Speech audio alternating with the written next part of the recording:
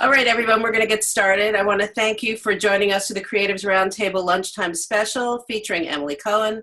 I'm your host, Nancy Russo. I run the Creatives Roundtable, which is an online community of creative business owners focused on making business a priority. We have monthly moderated sessions that help members set measurable and attainable goals, such as creating your marketing materials and actually getting them done, streamlining working with clients, firing clients, telling clients you love them, etc. Our registration for the next term, which starts in July, the registration ends June 15th. And if you want to see what it's about, you can click on the link on the chat and it will bring you there. I'm going to ask everyone to mute yourselves. If you can't, I can go around and do that. And when we get to the QA session, just raise your hand and hopefully I will be able to see everyone that's on. I am very excited that we have the brutally honest Emily Cohen sharing her wisdom with us today. I first met Emily a few years back when she was speaking at an AIGA event in Connecticut, and I've been a fangirl ever since.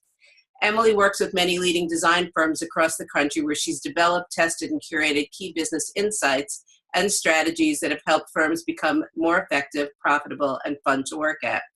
Listen carefully because Emily is a fast talker and you don't want to miss a drop of her brutally honest goodness. And now I will turn it over to Emily. Hey, I actually love that. I like that introduction. That was one of the best ones I've had. So I'll send you a copy. Yeah, that's pretty good. How's everybody doing today? Good. Not that you can respond, but yeah, so I'm very excited. And I've kind of tailored this talk to be kind of a shorter one. The way I kind of do my talks is I like to get through my story, so I prefer questions to be taken afterwards. Unless, of course, I'm not being clear about something, and then you're welcome to interrupt me or tell Nancy that you need to interrupt me to ask any questions. But I try to create this so that I've already answered some of your questions, but I really like that kind of, especially because we're a small group today. I think we're like 30 people. Having that conversation would be great. So I'm going to share my screen, right?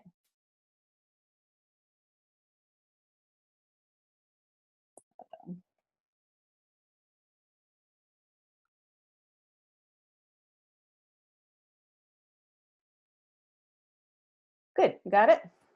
You all see it? Okay, good.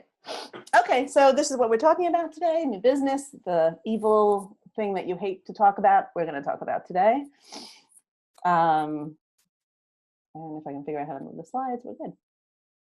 Okay, so this is me. I know that Nancy introduced me, but just a few things about me. I used to be a designer, so my running joke is I know what kerning is. And I absolutely love design. I've always loved design, but I was never really good at it. And so I ended up landing in the business end of design. And I'm really one of the few people that actually just love their job. I love who I work with. I love designers. I love helping them with their business. And that's pretty much what I do. I help all my clients, big and small. Usually I work with clients under 30-person firms, helping them grow and change their business and take it to the next level.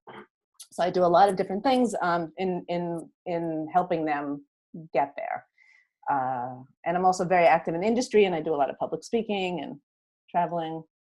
So that was me. The big thing I want to talk about is a lot of people are generalists, and that's great. And you're probably, I almost want to say almost everyone on the phone call is probably going to consider themselves a generalist. And the problem with that is that when you're a generalist, you can't sell because you don't know how to sell. You don't know who to sell to because you can work with anybody. You can do all this cool shit.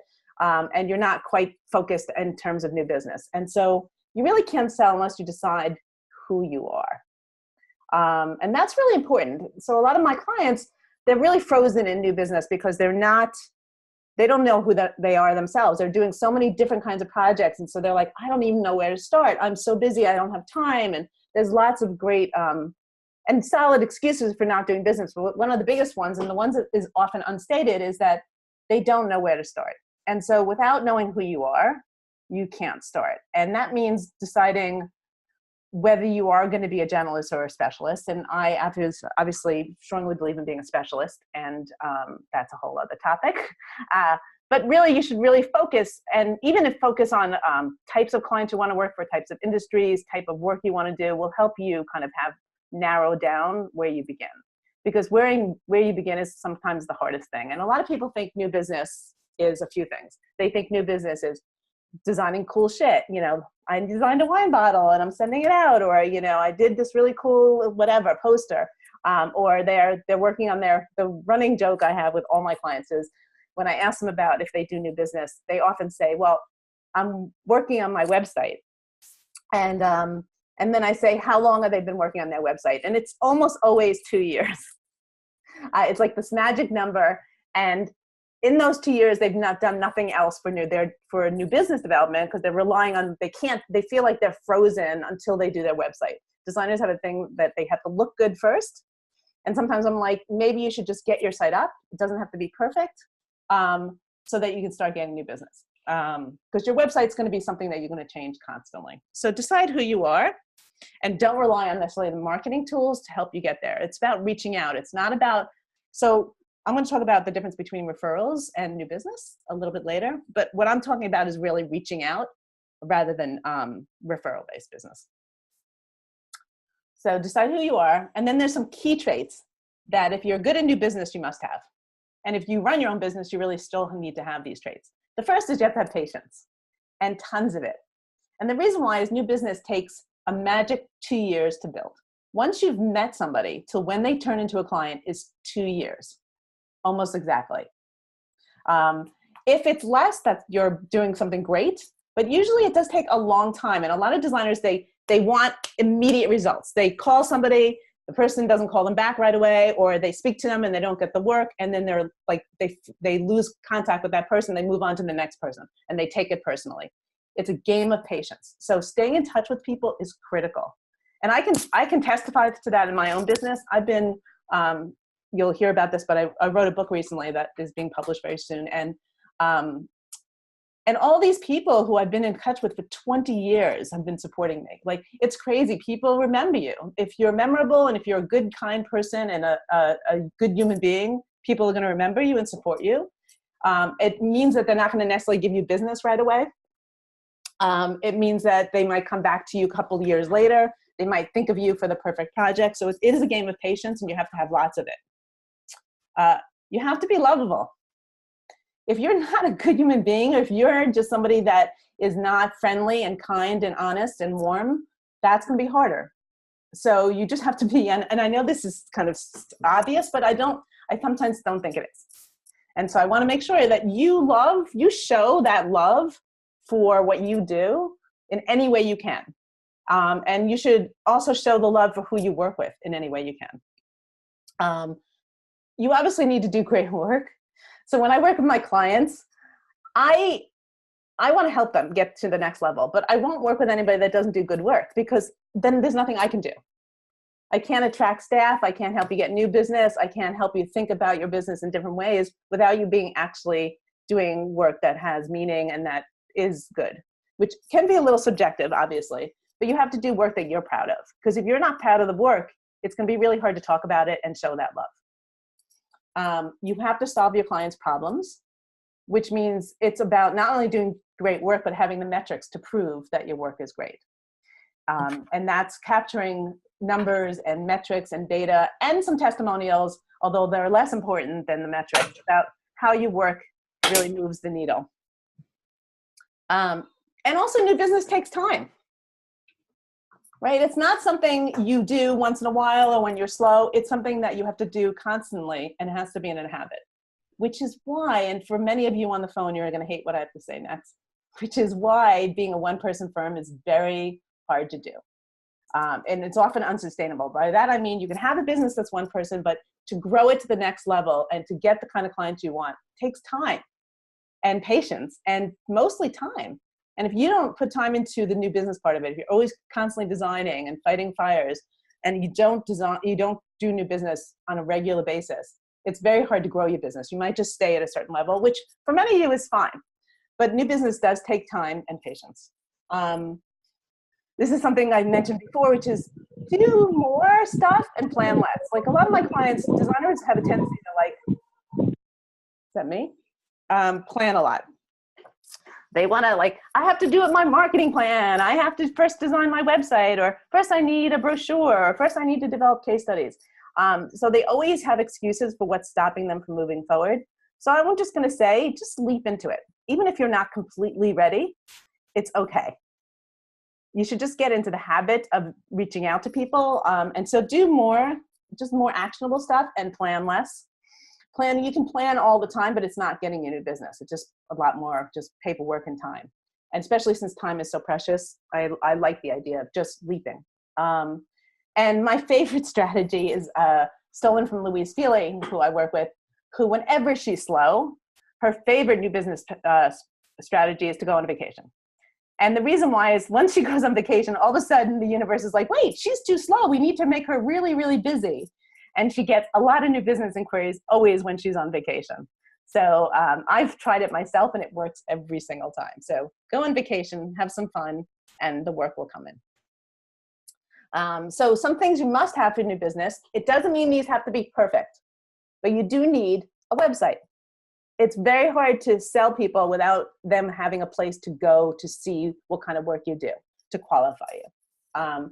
You need case studies. And by case studies, I don't mean these kind of beautiful, well-designed pieces that have pictures of every single part of the project and, you know, like mood boards and all this stuff. I'm talking about real solid information that will resonate with the client, particularly metrics. And for the most part, as much as you can, quantitative measurements like, and these are some of them: generating sales leads, drove online traffic, cut costs, increased savings, helps, you know, keep your employees engaged. There's lots of different metrics that you need to get, and that metrics will resonate with your clients. So it's nice to have case studies to really demonstrate your value to your clients. You don't have to have that many case studies. You could just have a few, but it's really kind of an important tool. You need some qualification materials already on hand and ready, so you don't have to constantly prepare them. You should need some about language, your client list, your awards, whatever you want to develop that demonstrates your value. But these are all things that you should already have. And again, they do not have to be perfect. And what you really need is a CRM tool, which is a client relationship management tool. It's some way to capture all the connections you make. It's not address book. It's really some kind of tool like Pipedrive. There's a ton of them out there that just is a way to keep track of all the people you meet and to really write personal notes about when you met them, when you spoke to them last. It connects with your calendar to remind you when to call them next. It's a really indispensable tool, and you must have one. And then you should have some kind of social media strategy. These are kind of like basic foundation. This is not new business, but the things you must have in order to be able to do new business successfully. And I do have some guiding principles around new business. The first is that, and you're going to hear a lot of the stuff that I repeat, which is less designing stuff. Designers just love designing stuff, and in lieu of actually going out and reaching out. So let's focus on designing stuff. You don't need some fancy printed brochure or some kind of calendar or something unusual. You know, honestly, that is fun to do and it's great for your portfolio, but it doesn't absolutely get you clients. A lot of consultants, and I'm not one of them, really believe in content management. They will tell you that you need tons of thought leadership and you need to constantly be posting interesting information about your area of expertise. And I believe in that, but not at the sacrifice of actually reaching out and building relationships. So a lot of my clients, when I first meet them, they're like, I post once a week on, you know, my blog, or I think this might sound familiar, they have a blog on their site that they don't post anything to, and it hasn't been posted to in years.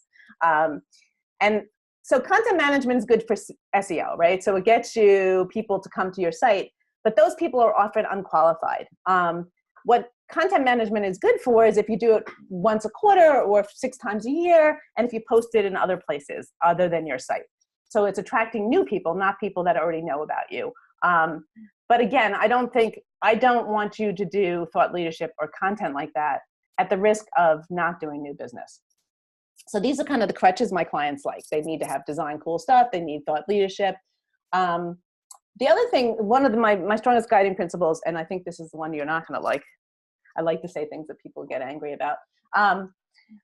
Which is, new business is not a separate person, a separate hire. A lot of my clients, when they first start working with me, they're like, I just want to hire a new business person because I suck at it. And that is always something that never works. In the 25 years I've been doing this business, if you're a firm that's less than 30 people, the principal of the firm needs to do new business because you're the most passionate about it. You know your work inside and out. You're able to speak from it from a position of pride and love, and you know all the details. No matter how much you find a great new business person, you say, oh, they sold printing, or they sold type, or they sold whatever, or they worked in an agency, they know how to sell. They don't, because they don't know anything about your work. And then usually what will happen is when they first work with you, they spend at least 6 months building your marketing plan and redoing your website and redoing all your language and trying to get to know your firm. And you're wasting a lot of money and time in somebody that is not eventually going to get your work. And the other thing is that they're very expensive, or they want commission, which means they want to win right away. And you don't win right away. It takes, again, like I said, 2 years to get new business. And it's a game of patience. And when you hire new business people, they don't necessarily want to stay 2 years and wait for their commission to come in. So new business is the role of is your role if you're the owner of the firm. And here's a big one. You always focus, a lot of designers always focus on, they're worried. They constantly are worried about, like, is their work good enough? Is their price the perfect price point? And it's never about that. Clients choose you completely based on trust, almost always. And what I mean by that is trust that you've been referred by somebody that they value, that you know you're an expert, that you are trusted because you've done great work for people that they know. You have a reputation. So when I first started speaking, all of a sudden people thought I was an expert and they trusted me. It doesn't mean I was an expert, but because I was speaking, I built trust. So you have to build trust. That's the most important thing, because if they trust you, they will work with you. And what will happen is if your price is too high, they'll tell you, because they want to work with you. And I'm sure many of you have had that situation. I'm hoping you have, which is the client will love you because you've built the love with them. And they're going to say, hey, you're a little too high. Can we work together? And often if they love you, and this is really a test of if you're doing something well, they'll tell you that you're too low. They'll say, you know what, we're a pain in the ass client. You know, they'll protect you, be your advocate and say, you need to charge more. So that's when you know you're doing well in terms of new business and building love. So spend a lot more time building love and less time worrying about it and worrying about the perfect price and worrying about, you know, is your website gorgeous? You know, it's really about making sure that people love you and that you're truly engaged with them and they trust you in any way that you can build that trust. And it's not about the quantity of people you meet, it's about the quality of the people. And this is why SEO doesn't work. And I know there's a lot of people that believe in it. I don't, because it usually does not bring in qualified clients, which I'll talk about qualified clients in later on in the presentation. So it's not, focus less on the quantity of names on your mailing list and the quality of those relationships. You should really essentially know everybody on your mailing list or have engaged with them in some way, so that you can reconnect with them and build that relationship. Okay, so one thing, there's lots of different ways of doing your business, and I'm going to talk about one in particular. There's the one-to-one relationship building, which is what I'm going to be talking about today. That is the way you get new business, the way you reach out and get the kind of clients you want. Referrals, now most of us, including myself, we get most of our business from referrals, right? And that's great. It's going to always come in and you'll still want to take that work on. If they're qualified. But referrals, if you're completely relying on referrals for new business, you're allowing your existing contacts and clients to control the direction of your business. And by reaching out and building relationships with new people, you're taking the reins and controlling the direction of your business. So I'm a real believer in looking at the different parts of new business and spending as much time as you can, more in relationship building and less in referrals. Referrals is the word of mouth marketing as well as repeat business, and then your website maybe brings in some clients. But this is just a rough pie chart of like where you should be spending your time. It's not necessarily your work is going to be 50, you're not going to win 50% of, 50% of your work is not going to be through relationship building, but your best projects might be through relationship building. And this is more about time allocation than anything else. So where do you begin? It's a little scary. First, you have to change your mindset. So designers, when you guys think of new business, you're thinking car salesman. You're thinking it's really kind of cold call-y and uncomfortable, and you have lots of excuses. So the first thing you should do is change your mindset. It's not sales and marketing. And literally, I literally mean don't use these words anymore. Change how you're thinking about it and use different words, and it makes a huge difference in pursuing relationships. So it's not sales and marketing. It's definitely not cold calling in the way you think cold calling is. It's not even new business development. You don't have to be an extrovert. I hear this a lot. Oh, I'm quiet. I'm an introvert. You still can do new business. It's really just relationship curation. And that's my word for it. It's about building relationships one-to-one. That's essentially new business. And I'm going to give you a strategy for how to do that. So who do you reach out to first? Because that's the part that is difficult. And to me, that's the easiest. The first thing is, you know more people than you think you know. Even in doing this book, I completely went through everybody I knew, and I realized how many people there were from my past that I had completely forgotten about, or that I thought completely forgot about me. And there's a ton of people you know. And so it's a matter of really leveraging everybody you know, not in an icky way, but in a really authentic way. So anybody you know, your current, your past, your prospective clients, connectors. Connectors are people that are in your industry who continually recommend you or know the right people.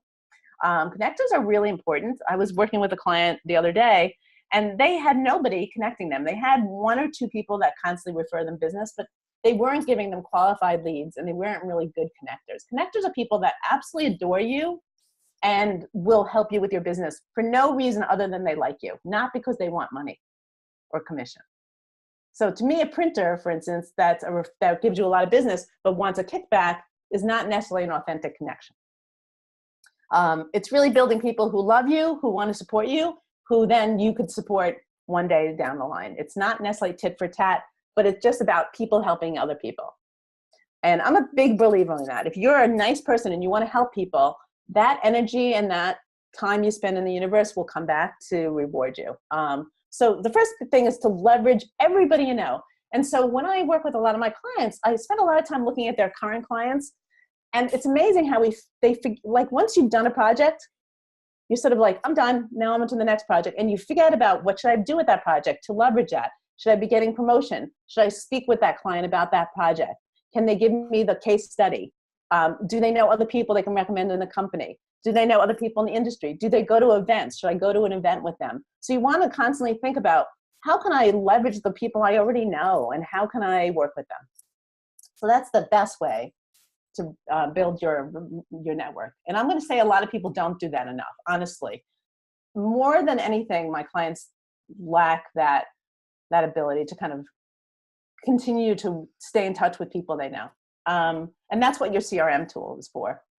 The other way you can reach out to is, and again, if you're an expert, this helps a lot, so if you're an expert in, say, restaurants, or in, my clients are experts in lots of different things, lifestyle branding, all kinds of law firms. So they read business and industry publications, blogs, and social media postings. They're constantly exposing themselves to the industry they're targeting to see who's who, to see if their clients are being mentioned, to see who else is doing interesting work, who might be moving to another company. So really reading those publications that are targeted to your clients, you can identify people you want to reach out to. You can see names that are familiar from the past, or new names that seem intriguing. And I'm going to talk about how you reference that again, but reading and being exposed to your target industry is very important. You can ask your clients for referrals. I know this sounds kind of icky, but it's not. So my favorite story is one of my clients, heads of state recently, about a year ago, was telling me that another firm, Post Typography, had called them and said, hey, how do you do new, they were very similar style and a similar kind of work, and Post Typography was just interesting how they, they had some business questions for heads of state, and heads of state was sharing all their business information. And so they called me up, heads of state, and said, hey, we were so happy to give all this great information to one of our competitors. We love talking to them. And we told them all these great business practices. And I'm like, yeah, that's great. Where did you learn those business practices? And they're like, from you. And I'm like, did you possibly mention me? And they're like, oh no, we forgot. Like sometimes people, they don't do it for any reason other than they forget, or they don't think that's something they should be doing. So sometimes you just kind of have to remind them. And I said, well, maybe you can mention my name next time. And they were really cool about it. And Post Typography ended up turning into a client. And I didn't do it in any kind of way other than like, hey, might be nice if you could recommend me. This is how we all help each other out. So if you can ask your clients, like, do you know anybody else who does this kind of, we love working with you. We like the kind of work we're doing. Is there anybody else in your company? Or do you know other people that might be interested? I always like referrals. So you can ask. You should also actively, and not passively, this is different, actively attend prospect-facing conferences, events, or trade shows, or anything where your clients are gathering. This is probably more important than any of the other things I mentioned, which is you want to meet people face-to-face, go to lots of events you can possibly go to where your clients are attending. And it's not just the industry that you work for, but the actual clients that you might be working with, but whatever by title. Like if it's the brand managers, go to conferences that brand managers go to. Go to the places your clients are going to, and attend and talk to anybody you can. So I often will go to industry. So my industry is obviously you guys. So I go to a lot of design events, and I always meet up my clients because I'm trying to get them to spend time with me, and I'm starting to build my relationships, building the love. And so I tell my clients that, see if you can find a client that you can go to these events with, maybe the client, and so have somebody that's a conference buddy, and leverage that time at the conference to meet as many people as you can. But again, authentically, it's not about like, here's my business card, going to the next person, here's my business card. Those things are icky, right? So you don't even have to bring your business cards if you don't want to. It's really about just spending time with people and getting to know them, and collecting kind of like, just understanding who they are. And then when you get back to your hotel, you can write down all the people you've met. I have a whole conference strategy around when you go to conferences, events, how do you do that? That's going to be discussed in my book. But it's a very strategic way of going to events, so that it pushes you a little outside your comfort zone, and but it's a great way to reach out to potential clients. Again, and it's mostly not clients, it's just building relationships. So if you know that you're meeting these people not to win work, just to build a relationship, that makes a big difference in how do you talk to them. So you're talking to them as if you were just meeting them in the elevator. And I've met so many people in the elevator. I've met people on the subway. If you're just a friendly person and you just try to talk to people, even if you're shy, talking to one person face to face and building that relationship and staying in touch will eventually help you in your business. If you feel more comfortable, you can be an expert and speak at these events. That's a great way to reaching out and getting new prospects. So those are kind of all the ways. There's other ways, I'm sorry. You can also, if you're going into an industry you don't know about, you can also kind of just learn and go on a listening tour and say, I love your industry. I want to learn more about it. It's something that I find very interesting, and I want to do more work in this space, but I don't have a lot of work. And I'd love to hear about your industry. So again, it's not about getting work. It's just about building that relationship and learning from your target market. Some people are really attracted to those people that are wanting to learn from them, and they want to teach, and they want to mentor, and they want to kind of work with people that are sometimes fresh to the industry, that are eager and willing to learn. So I often will say, go on a listening tour if you want to work for an industry you've never worked on, or do work that you've never done before. And also you should be, again, this goes back to being a kind human being, you should support your clients. So if they've written an article, or if they're going to an event that they're speaking at, try to attend the event. I always, whenever my clients are speaking, I try to go to see them speak. I try to sit in the front row so they see a friendly face. I'm always constantly on social media trying to see what work they're doing. I'm tweeting it out. I'm proud of my clients, and I'm genuinely proud. And that's something I want my clients to do more of. When your clients succeed, when they get promoted, when they get awards, you should really celebrate that, and be authentic about it. And when they have kids, when they get married, you should really know what's going on in their lives and be part of that. And that builds trust and relationships. And then only then, if you can't find anybody else, and I'm almost guarantee all those other ways are going to be a way to collect names, you can do some research. But a lot of designers spend more time on research, like I'm just going to find all these random people that I know nothing about, or I buy these mailing lists and they're not warmed up and they're not authentic. So I only do that as a last case. I constantly have, like on my notes, like your phone notes, I constantly, whenever I read articles in my industry or whenever I see people and they mention another designer, I write down who might be a potential client that I might want to work with one day. So I keep a list of people that one day I want to meet, that I'd love to work for. And so I look for those opportunities. One of my clients years ago wanted to work for Target. And back then Target was the hot client to work for. And that was a big reach for him. You know, he wasn't well known in the space. He hadn't done any retail stuff. But he just admired Target's brand aesthetic and what they were doing for the retail market. And so he just put it on his wish list. I want to work for Target. And then 6 months later, he was at an event where Target was winning an award, and he offered to pick the person who was winning the award up at the airport. He drove the guy, who was basically the guy's chauffeur, to the event, built a relationship, stayed in touch. 2 years later, that guy turned into a client. It works. It takes time and patience, but it works. And that was because I told him to reach out to Target. And that's how he did it. He's like, oh, I saw this great opportunity to drive this guy. So I have a strategy for what I call relationship curation, which you'll think of as new business. And several of you have seen me speak, and this is going to seem familiar to you, but this is a strategy I strongly recommend, and I've seen work. Some objective of the strategy is, first, you have to dedicate time. It has to be a habit. If you just do it once in a while, then it's not going to work. It has to be something you do on a daily basis. And it's got to be a habit, something you do without even thinking. It's like breathing. You have to maintain and build your CRM tool. That is your kind of cohort in crime, so to speak. You need a CRM tool so that you're constantly maintaining and building it. And you need to nurture. So you're dedicating time, you're using your CRM tool, and you're being a good human being, and you're nurturing, which means you're staying in touch with people. You're constantly reaching out. So this is my strategy. And a lot of you are going to disagree with this, but I'm going to tell you what's going to work. If you do what I say, I promise you it's going to work, but it does take time. And again, I want to say it's allocated time and it's a habit. The first thing, day one, week one, is you just identify 3 to 5 names. That's all I'm asking, is 3 to 5 people that you want to reach out to that week. And a lot of people say, that's a lot. That's literally just one person a day or 3 people a week. It's not a lot.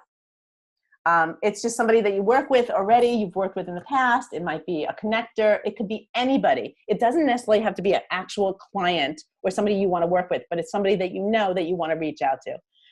Or somebody that's brand new that you don't know, but you've always wanted to reach out to. And you should keep a running list of all these people you want to reach out to. It's just, so the first day of the first week, don't spend all this time researching every single name. Like, this is what designers do. They spend weeks doing name research. Just week one, day one, just find 3 to 5 people. Any less than that, that's not enough. But typically 3 to 5 people you want to reach out to. Then the next day, and that literally takes 5-10 minutes. It shouldn't take that long.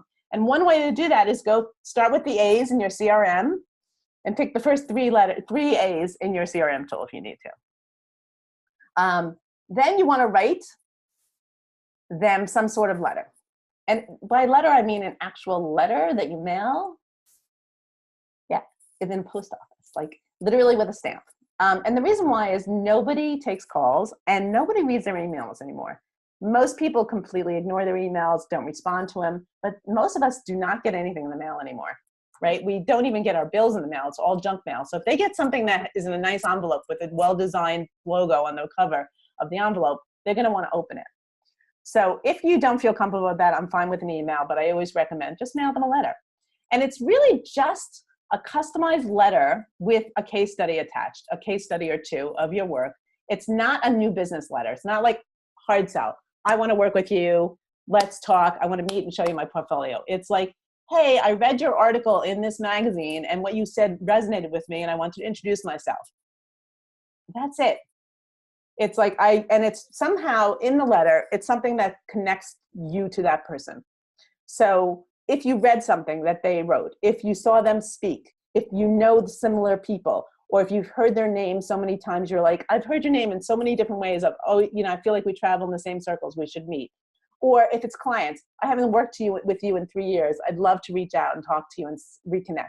It's not about if you change the tone of the letter to be about new business, I want to show you my portfolio, or I want to meet to talk about our new capabilities, then that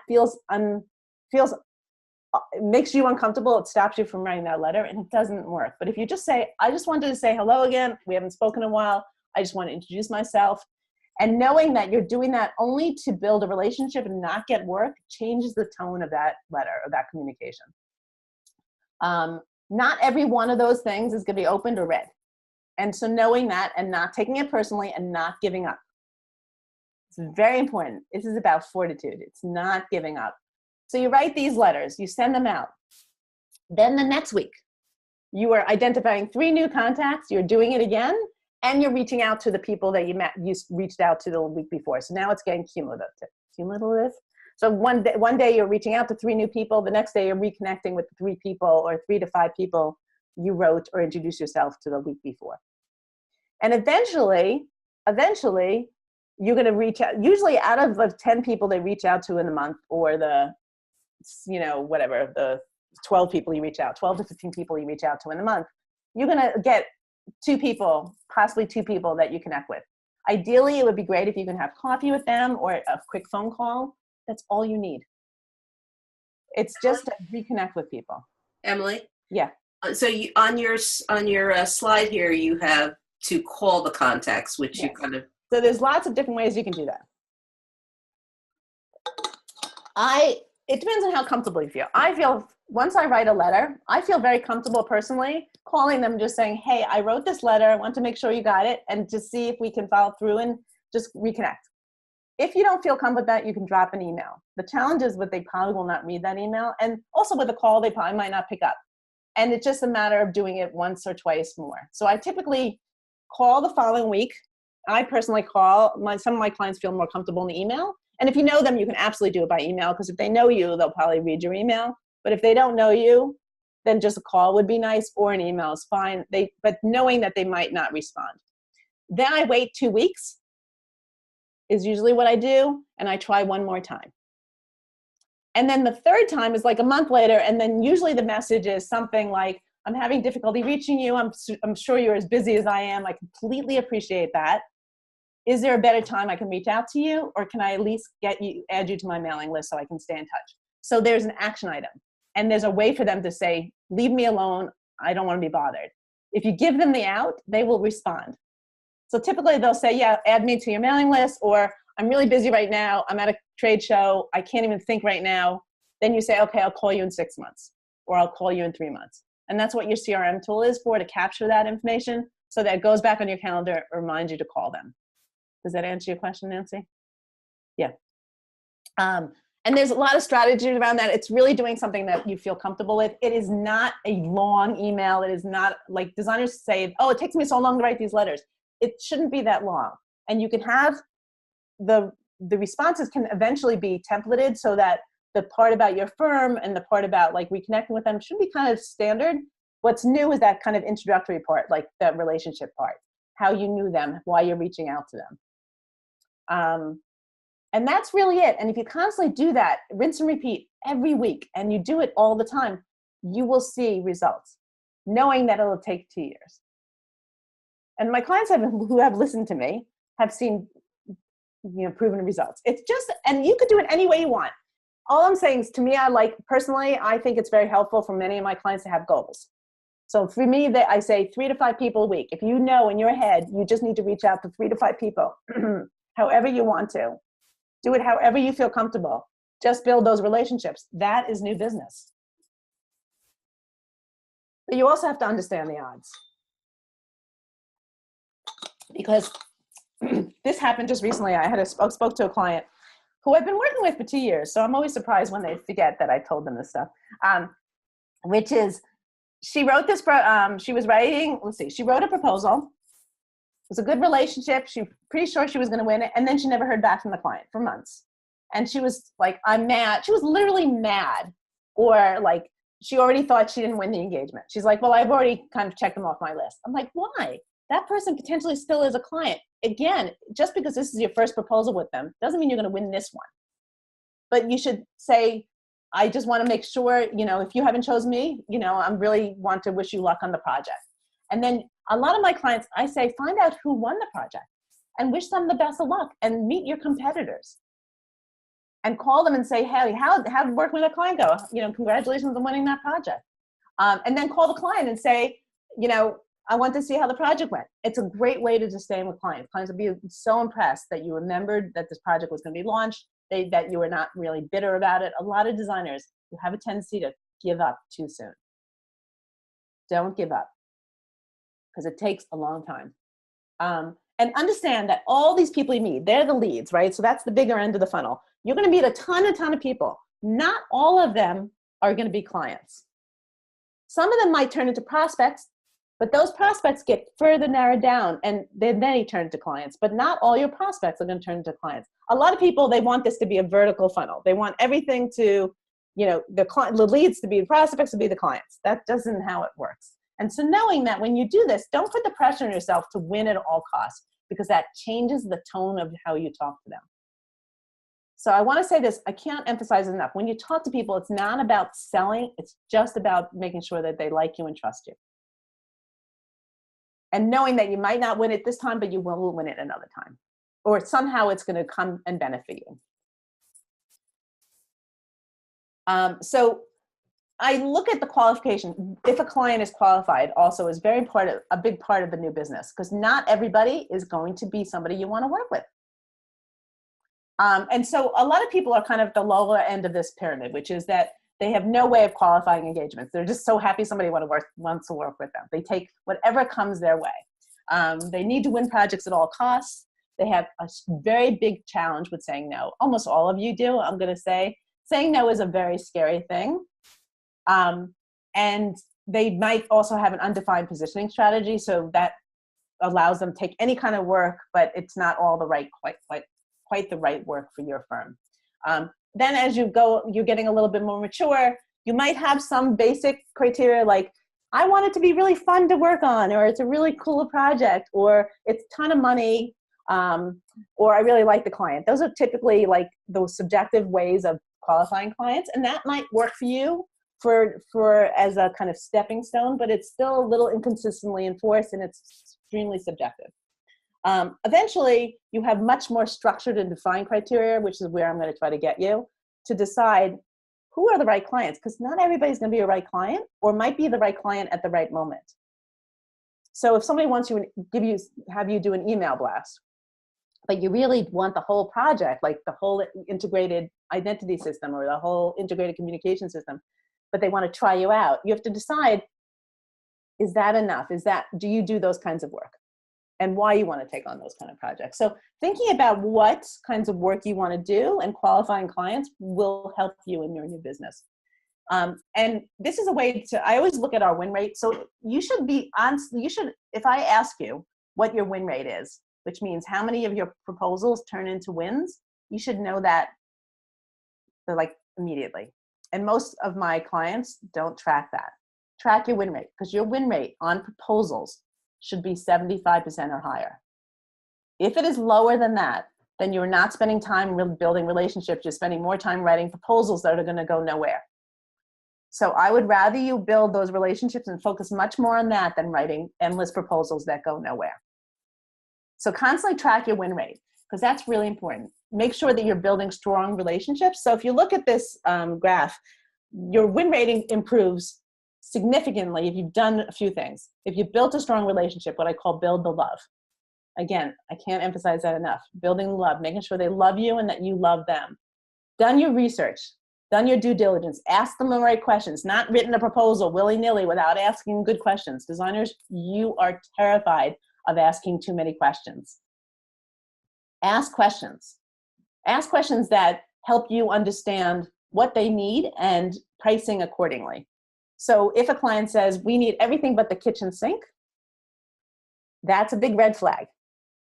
because then you're not necessarily competing on the same level with other designers because everybody thinks the kitchen sink is different. And so you want to make sure you're level setting expectations and asking good questions. You want to make sure you're pre-qualifying. Is it a client you want to work for? Are they nice? Are you reading those red flags? Are they returning your calls? Do they respect your value? Have they worked with other designers? You should understand what your criteria are for working with people in general, clients. Then is the project the right project for you? Not only is the client, that individual good, but is the company good, and is the project a kind of project you want to do? And if they've qualified you, that's really important. If the client has done the equal due diligence and they care about that stuff, the chance of winning goes up significantly. Especially if you've built the love, they'll become your internal advocate. If you're simply responding to a cold inquiry or to an RFP and you have not built that relationship, you will not win that project. And so even if clients are from not in your state, you should make an effort to sort of meet them in person, even if it's by Skype, so that they have a face-to-face. This is why I wear long earrings. It builds relationship. Honestly, people want to see your face. They want to see what kind of glasses you wear, what kind of your work environment looks like. They want to see how your body language is. And as much as I try to convince my clients, try to make in-person meeting if you can. So one of my clients has a big opportunity out in California, and they are from New York. And it's, a significant $150,000 project. And they have not made the effort to fly out there. I'm like, you should be offering to fly out there to meet those people. It is worth the investment because you're going to build the relationship rather than just simply write a proposal. Or if you are going to go meet them, try to meet them before the proposal, or at least meet them to present the proposal. The more you do this, the more you have that face-to-face, the more you have an internal advocate and built the love, the more you will win. And also you should look at who your key decision makers are. Are you working with the person that or is the person that's actually empowered to make the decision? Is it a design by committee kind of culture? Kind of knowing that will help you qualify the client. And do they have experience working with designers? So I'm going to give you a strategy for qualifying. This is not one of them. So a lot of my clients, they qualify by this. They either they first do the good, fast, cheap, or they do the fun, fame, fortune, and they pick two of those. That, again, is very subjective, and it might be a good basic way to do it, but it's really not a very solid way of looking at prospects. The other way that people do, and I like this a little bit better, is they decide what bucket of work they like. Some of my clients like to do the same kind of work, annual reports, for example, or they want to only do identities, and they only want to work for law firms, so they have the same work for the same clients. Other of my clients want to do different work for different clients. Just decide what bucket they fit in and does it fit your needs. This is another way that's really good. I stole this from, I think, Alina Wheeler. It's basically making sure that you not only love them, but you make a lot of money. So they want to fit in the kind of top left and definitely not in the top right. But again, these are just very subjective. They're not very kind of solid ways of looking at clients. I prefer this strategy. And this is customized for every single one of you. These categories and on the left-hand side are different for different clients, although there are some consistencies. And this allows you, it's a very metrics-based way of evaluating your prospects to see if they're worthwhile clients. So I actually do it by score, which is I give them a score for every opportunity. Like, is it a good budget? Is it a low budget? Is it cool or not cool? Is it high? Do they have a lot of connections? Is it going to be a big name on my portfolio? Does it fit my positioning? These are all things that you can think about. Some of these might not be right for you, and you might think of other ones. And several of them are not subjective. So this is an example of one that I did for a client where we actually put numbers to what the prices were. So what was what was a high value was projects over 60,000. And what was a low number was projects between 15 to 20,000. We talked about what a high profile connector was because they thought things were, they wanted to make sure they understood that. We talked about, how we measured these things, the number of stakeholders. The more stakeholders, the lower the score. And so at the end, you have a score and you decide, I only work with clients that get a 2.5 and higher. And it really helps you to not write all these willy-nilly proposals for no reason. How are we doing on time? Where are we? Oh, good. We should take questions in a minute. Oh, perfect. So this is my book.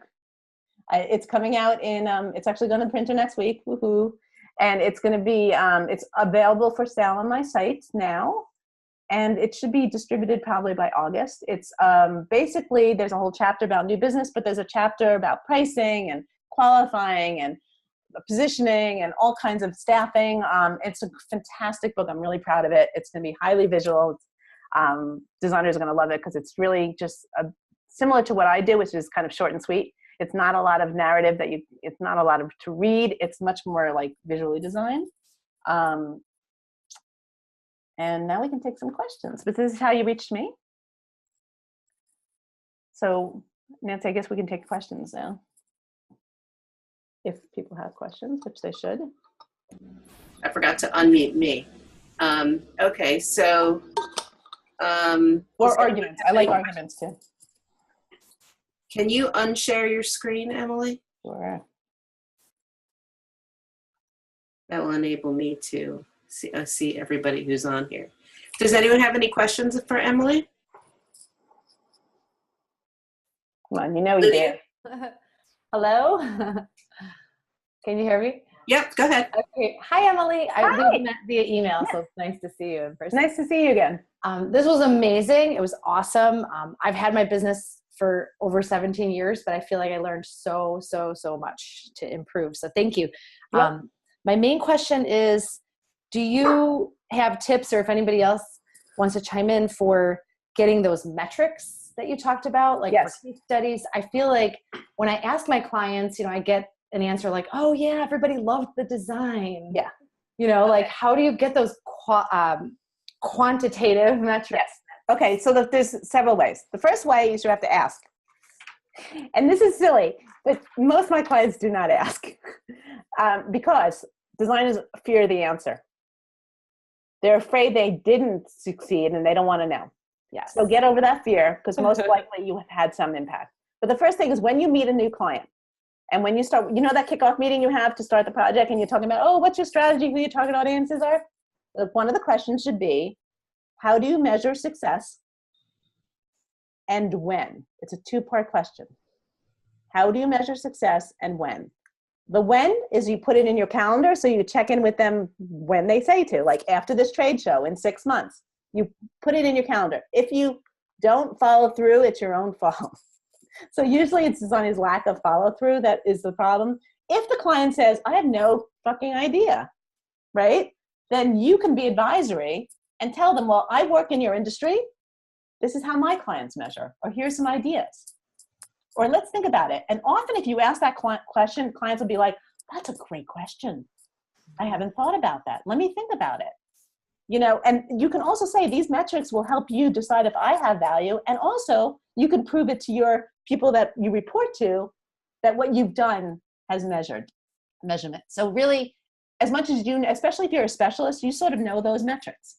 So if you're in the hospitality, it's usually around how many rooms they sell. In restaurants, it's how many tables get reserved. And, like every single industry, I think Mara can talk about that. In restaurant space, or I don't know if you do restaurant work anymore, but there's always metrics in most industries. Now, there's some projects that don't have metrics, like branding. That's very hard. Like, how do you prove a valuable logo, other than not having bad press on brand new? Under consideration, yeah. But it's trying to get those metrics and asking, and then putting in your calendar and getting that metrics. So a lot of my clients just simply don't ask, or if they ask, they don't get the answer they need. You have to push the clients or give them ideas of how to measure, and then call them and follow through. Great. Thank you. You're welcome. Anyone else? Really? No more? Seriously? Okay. So let's say you send a letter like I did to, I was doing 5 at a time. I must have read your mind. I sent letters with, I have a few printed samples, which are like case studies, but I don't have the metrics on them. I got a call before even reaching back out to one of the people, which was great. But I look to work for financial firms and firms in the building industry. So they were a perfect fit for me, and they saw that, and then they said, "What's your price?" Mm-hmm. And I try to get more information from them. But everything, they just reached out to me. I had to give them a price on something. Yeah. And of course it was too high. And then they reached out to me again just today and they said, what would your price be on this? And to me, I'm thinking this is not my type of client because everything's based around what's your price versus what's my value. Yeah, exactly. I mean, I'm agreeing with you. So, that might be an unqualified client. And the way you could do that is to say that, I have what I love, and this is I talk about pricing as a separate topic, but for those kind of clients, you should have it for any client that you think is unqualified. And there's going to be a bunch of them, right? Especially through referral-based business. There's going to be a ton of people that are wasting your time, right?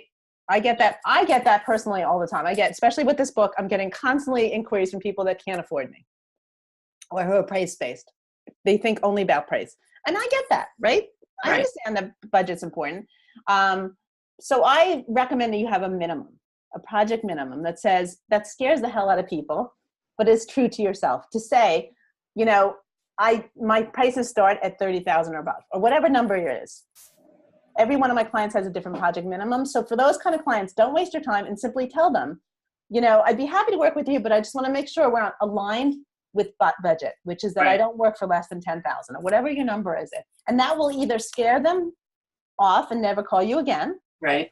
Or they might call you in years later when they do have the budget.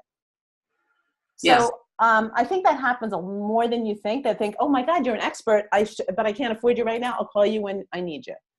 So don't give up on those people. They just might not afford you at that moment. And you can say a lot of my work has different values, but I start at this. And if you're willing to work with that, then I'd be happy to work with you, figure out the number that's best for you. I typically will get them to a number before I write a proposal. Don't write a proposal you have not gotten to a number first. It's such a waste of time. Well, I actually emailed back and I said, so are you thinking $500, $5,000, or $15,000? What's your range here? Yeah.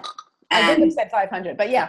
Well, because if it was, that's not in my range. So I wanted to say, well, forget it. But that was how I was. You can also, so here's the thing about price ranges. You can also do things like you could say, for instance, I'm just going to give an example because this is common is restaurants. A restaurant calls you and says, well, how much are the restaurant projects? You can say it really depends on what you need. But typically my restaurant packages run anywhere between 15 and 35,000. You give enough of a range that's true, not a range that does not reflect. So be willing to work for 15. Don't throw out numbers that you're not willing to work for because they will always go to that number. And they'll always go to the lower number. Okay. So give them a range and they'll say, oh, we're at 15. Oh, we were thinking 500. You're like, well, then I'm not obviously the right firm for you. Right. But if you say 12, you can say, well, for 12, I probably can give you these things. Right? Yeah. And usually clients will head towards the middle or lower end of the budget. But some people will be like, if they say, oh my God, that's fine, then you've priced too low. Right? And also try not to price by email. Try to talk to them in person or via Skype. Because if you do by email, there's going to be a lot of back and forth and you're not going to get the authentic response. I like to talk to somebody face to face because you'll see immediately their response to that number visually. That said, if you're getting it, so I get a lot of inquiries that are not qualified. I do send emails because I can't be wasted making phone calls with a million people. I just don't have time. So I can get a sense usually right away. We all have that sense, right? It might not be real. It's not always the case. So do it in a way that's still building relationships, but you might throw out a number by email for those that just don't have time for. But there are going to be some people that are going to be worth making that phone call for. Right. Thank you. You're welcome. Anyone else? Janine? Hi, Emily. Great presentation. Hi, good thank content. you. How many times is reasonable if you reach out repeatedly to a prospect, whether it's cold or warm, that they don't respond or you don't hear anything back from them before you kind of take them off your content management list?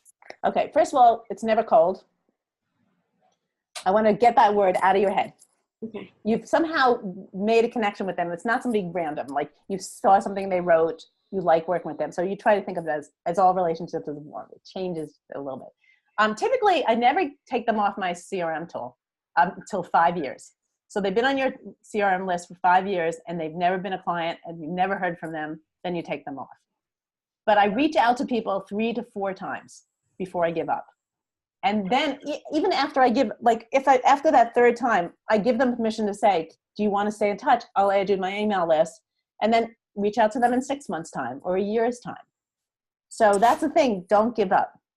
Okay, thank you. But 3 to 4 times before it, and you can say things like, you can honestly be authentic and say, I don't want to be a nag. Please Right. let me know if I'm being a nag. And I will tell you, a lot of people say, nag away. I want to reach out. I'm just too busy. I have this one client who's been a client for years who I haven't spoken to in a year, who said they wanted to meet me, work with me again. I literally have sent maybe 15 emails since then, trying to say, when do you want to start? And she's like, keep reaching out. I'm just too busy to think about it right now. Like, you know what I mean? Just keep reaching out. As long as you're nice and authentic about it, and give them permission to say no. Like, if you don't want to work with me, let me know, or, but I'd love to just stay in touch. Great, thank you. You're welcome. Anyone else? Okay, because we are at the end of our time. Great. Thank you so much, Emily. This was fantastic as usual. Thank you for having me. And it was nice talking, although not to you guys, to money. But yeah, if you have questions, you can email me back and stay in touch and look at my book. And thanks for having me, Nancy. It was great. Oh, my pleasure. My pleasure. Thanks, Emily. That was really great. Appreciate Good. it. Take care, everyone. And Mara, call me. I want to talk to you. I haven't spoken to you in ages. Bye, guys. Bye. Thanks.